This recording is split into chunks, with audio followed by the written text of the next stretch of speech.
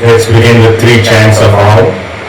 But before that, I'd like to warn and caution those of you who have not watched the previous 3 episodes of Kids to stop this video kindly. Watch the previous 3 episodes before you visit this one, because you're going to have a practical experience which may not be conducive unless and until you have watched the previous 3 episodes. Thank you. 3 chants of Om.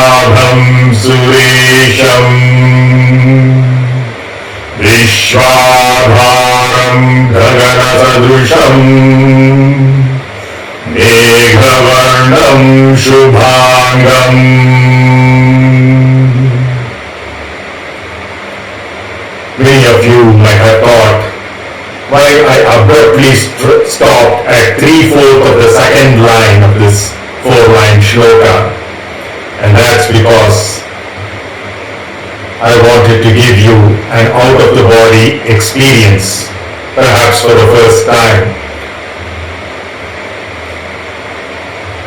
Because with the previous 7 names which we encountered in the last 2 days, with 2 videos for yesterday, total of 3 videos, where we saw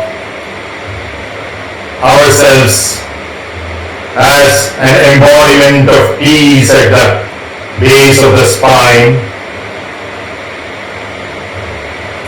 ourselves as the mystical and relaxed, restful individual at the solar plexus,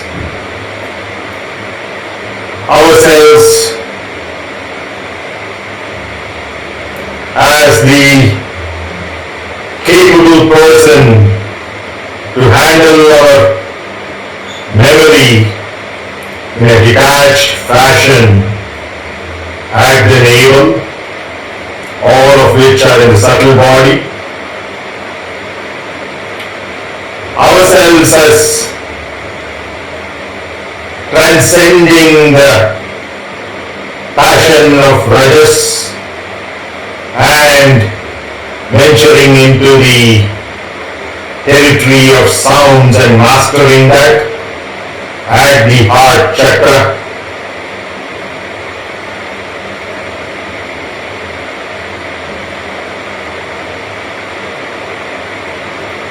Then recognizing our own foundational creative nature as the framework of anything and everything that we encounter in this entire universe, including ourselves, at the pit of the throat.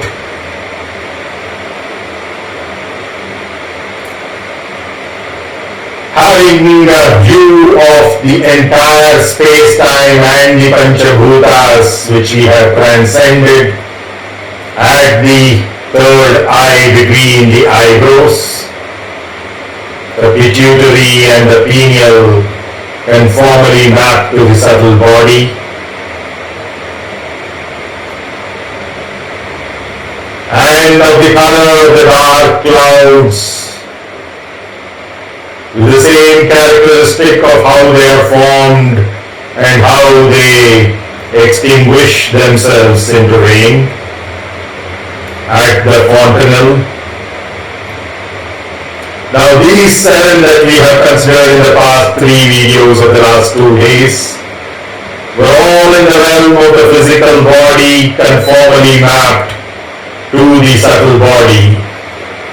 But now, finally, we have an opportunity to escape from the physical, to escape from the boundaries, to escape from the limitations. Already now that we have transcended the Panchabhutas including space-time, now with the intuition from the third eye and the nothingness at the sahasra-nāmā, we are now able to fly out of this physical body while it maintains its involuntary functionalities like the heartbeat and respiration. We slowly and gradually climb up a couple of inches around the fontanelle of the sahasra chakra today for the first time, to encounter the mātru-pitrū chakra, or the most auspicious beginning of the Pitru pakśa or the mahālaya pakśa, which is a dark, waning phase of this particular month of pratipād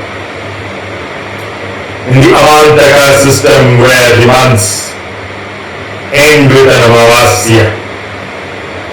And at this particular location we come to the last of the names in the first half of our meditation shloka, called Shubhangam. What is Shubhangam? Shubhangam, Shubha Angam. Angam is a part, usually referring to the part of the body. We discussed this in the context of Anganyasaha, or establishment of deities and divinities in various parts of our body yesterday. But today we are looking at not the regular Angam, but Shubhangam, the auspicious part, not of the body, but of ourselves, as being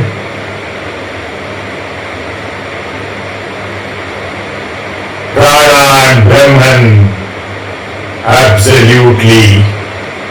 And therefore, what we thought of as ourselves, namely the physicality of the body in particular, but of the subtlety of the mind and the intellect also in general, all of that can be visualized from where we are right now as Shubhangam, because the body, mind and intellect that we thought of as ourselves, we have come out of them and are visualizing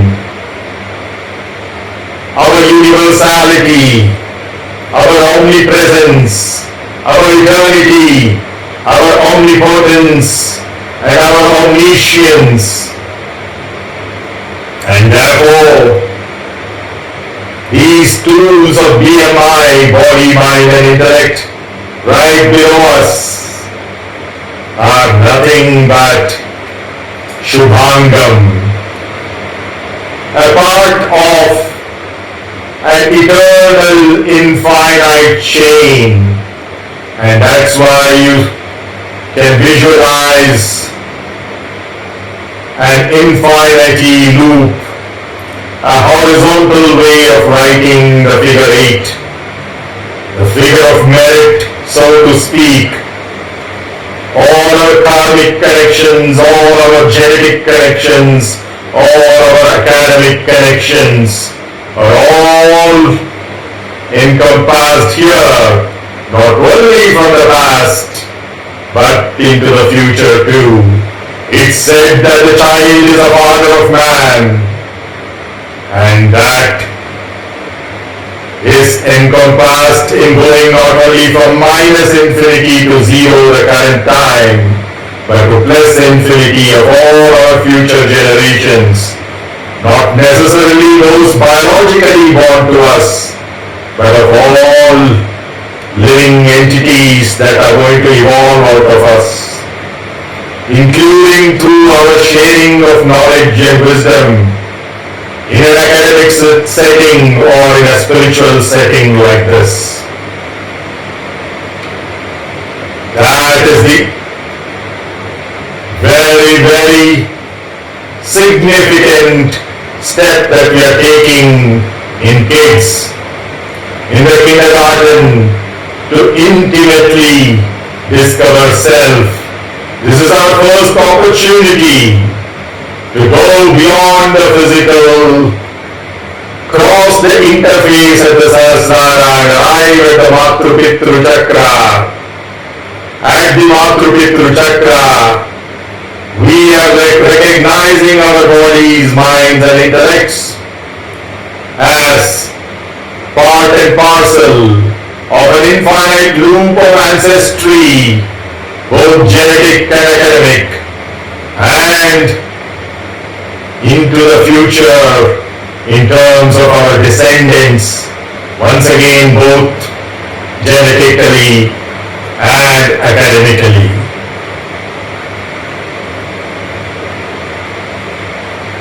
Just be in this moment.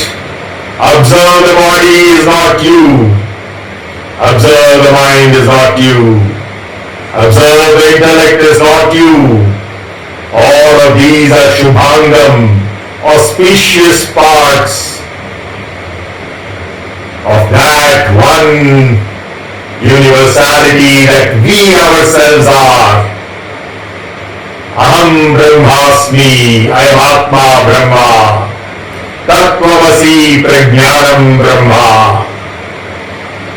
And the prana, the life energy with which we are able to now recognize that it wasn't right to say I am the body, mind and intellect, nor was it right to say it is my body, my mind and my intellect. It is all imaginary. It is an integral part of Kala chakra, the time chakra, the space chakra. That's infinitely sized omnipresence, infinitely sized eternity. And that's very significant that without any planning, we are able to do this on a day which marks the beginning of that fortnight every year. Out of the 24 to 26 that can occur every year, it's that fortnight which is special to pay obeisance, prostrations and salutations to our ancestry, and while considering that the child is the father of man, to our future descendants as well. Those who are born out of us, those who learn from us, all of them are all spokes of Kala chakra. If you think of space-time as a wheel, Mahālaya encompasses it, Kala Bhairava destroys it, and essentially each and every one of us are the Kala Bhairava, are the Mahālaya, with our energy being Mahākali. And now we can witness our own bodies, our own minds and our own intellects as mere spokes in this infinite wheel of space-time rotating below us. We are centered right here in the mātru-pitrū chakra as a witness to the Shubhanga, the infinite civil nature of our bodies, the infinite civil nature of our emotional minds, the infinite civil nature of our thoughtful intellects, all contained as Shubhangam, the infinite universal Paramapurusha body that we really are, the infinite intelligence that we are, and the absence of all emotions and mind that we are, that everythingness and nothingness simultaneously as a principle of uncertainty between matter and energy, recognizing that matter is imaginary, including dark matter, subsumes into dark energy, mahākali, shantākāram bhujagasayanam, padmanāvam suresham, viśnū gagana-sadusham, meghavarnam shubhangam, shubhangam, shubhangam, shubhangam.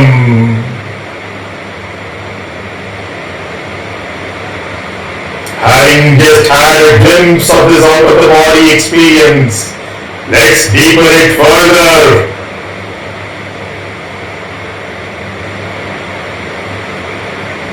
And go further up from the mātru-pitrū chakra to the gāyatri chakra, a few more inches away from our fontanel, keeping our back vertical so that the spinal cord is straight up, and through its sushumna nadi, the subtle nerve center in between the ida and pingala, all of which we are transcendent because we are no longer masculine or feminine.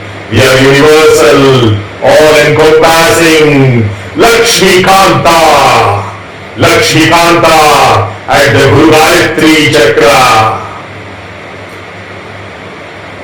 Lakshmi is not a goddess.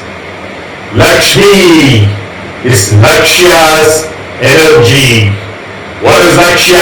The target, our eventual ultimate goal of moksha, mukti, nirvana, liberation from the cyclic nature, from the habitual patterns, from all that is materialistic to that which is spirit, spirit and spirit alone.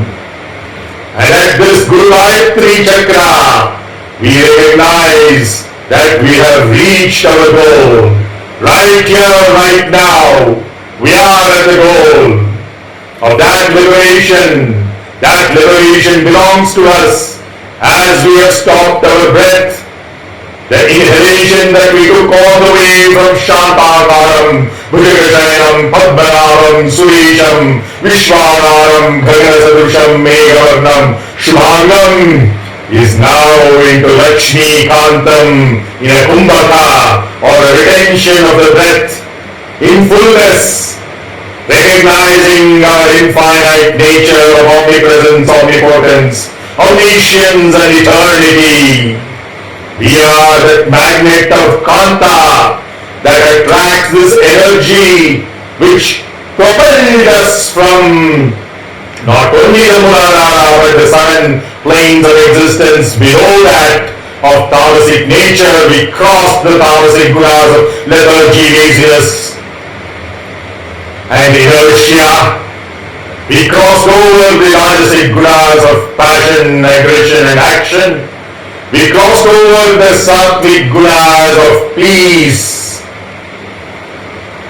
and purity, and with all that intuition, we came to our nothingness and were propelled out of the body into the Shubhanga at the mātru-pitrū chakra to recognize how we are a spoke in this Kala chakra. If we thought of ourselves as body, mind, intellect, now that the BMI is below us, something that can be intuitively seen right below us and separate from us as an imaginary projection, we now go further up to the Gāyatri chakra as Lakshmi Kanta, We are Lakshmikanta.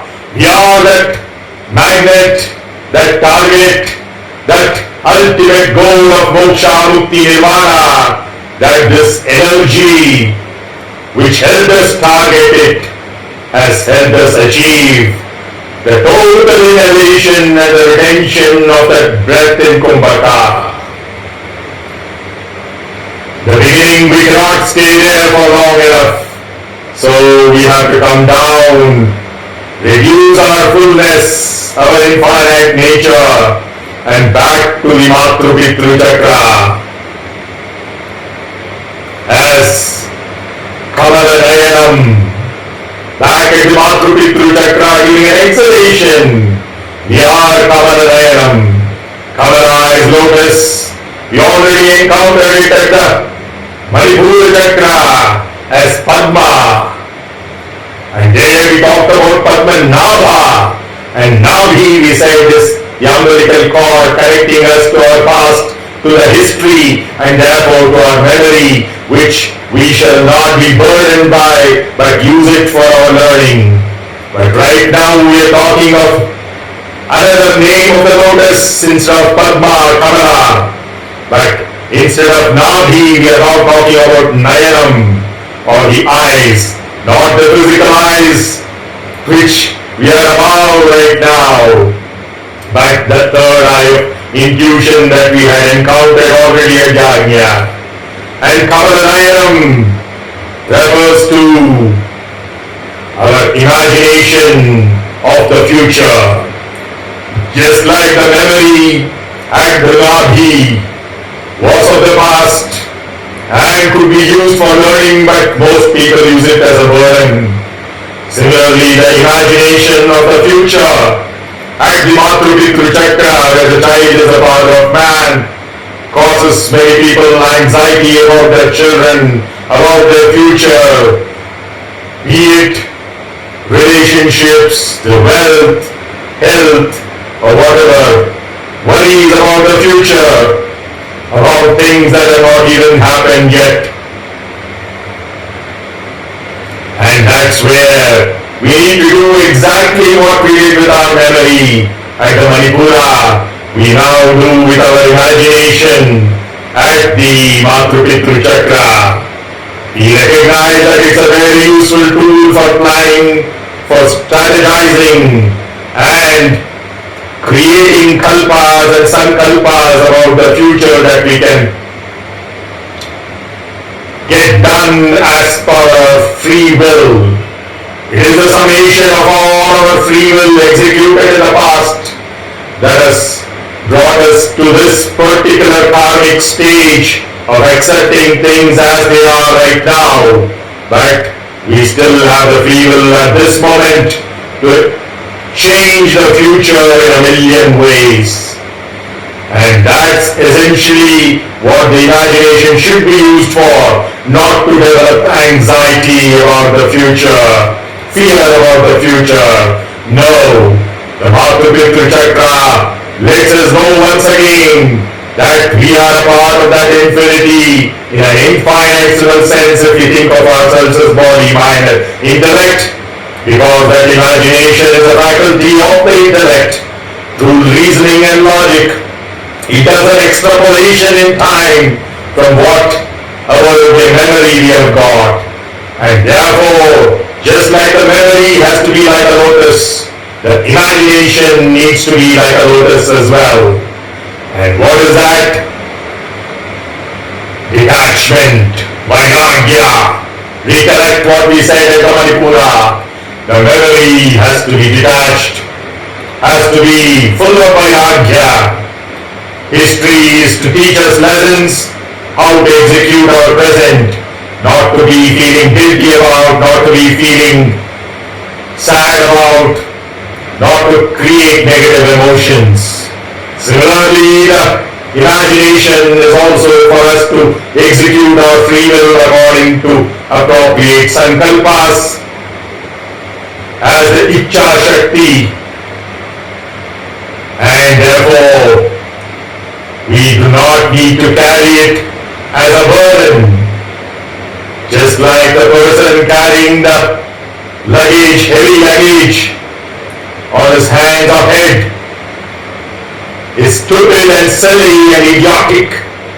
We've been doing the same with our memory at the Manipura and the imagination at the mātru-pitrū chakra of the child is the father of the man, worrying about our child, be it a biological child or a student or our own creativity of various things like a business or whatever it might be, the plans that we are making for the future.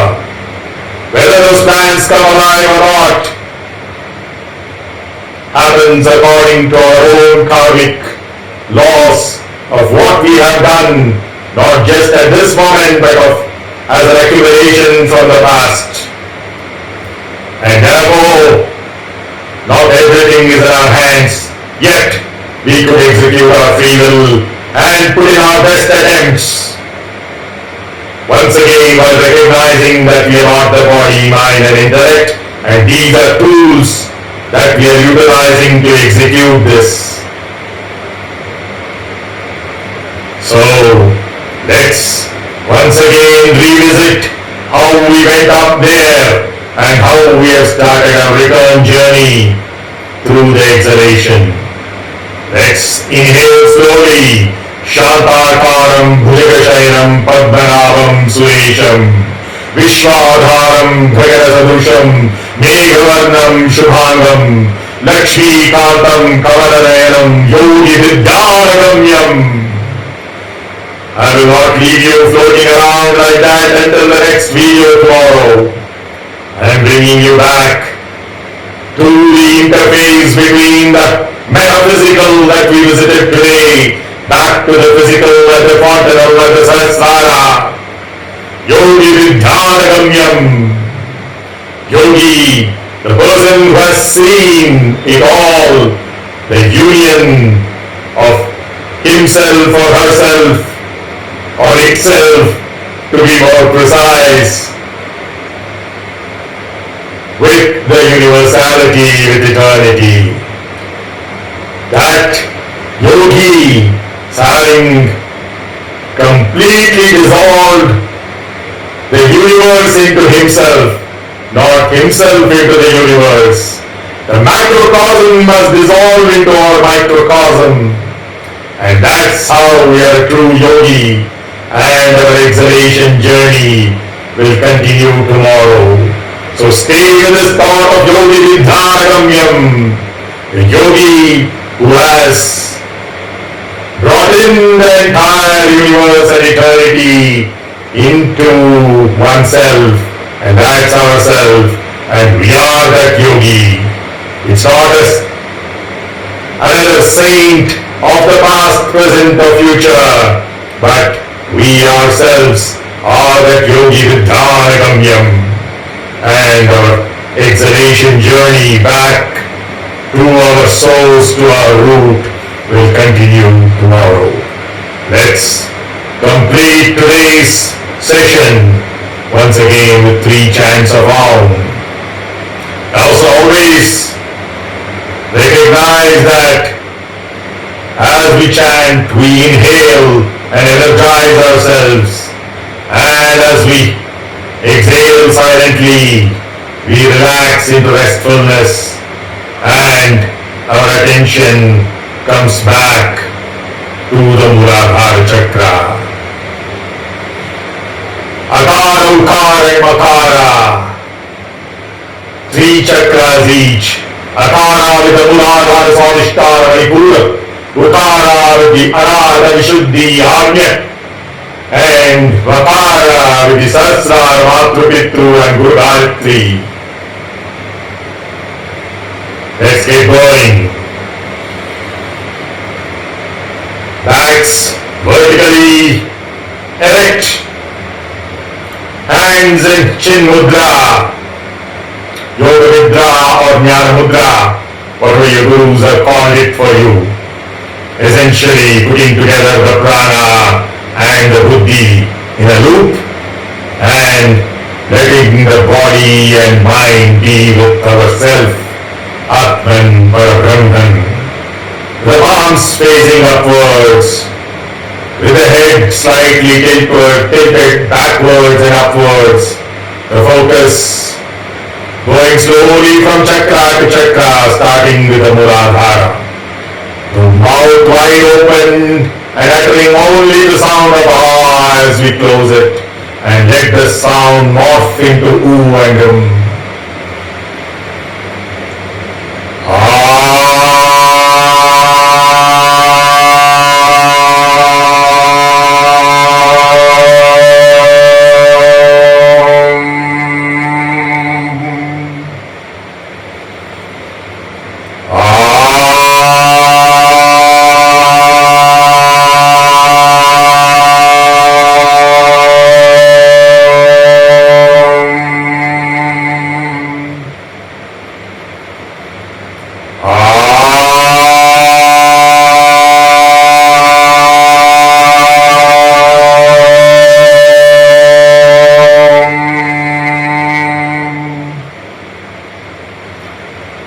Namaskaram and Jai Hind.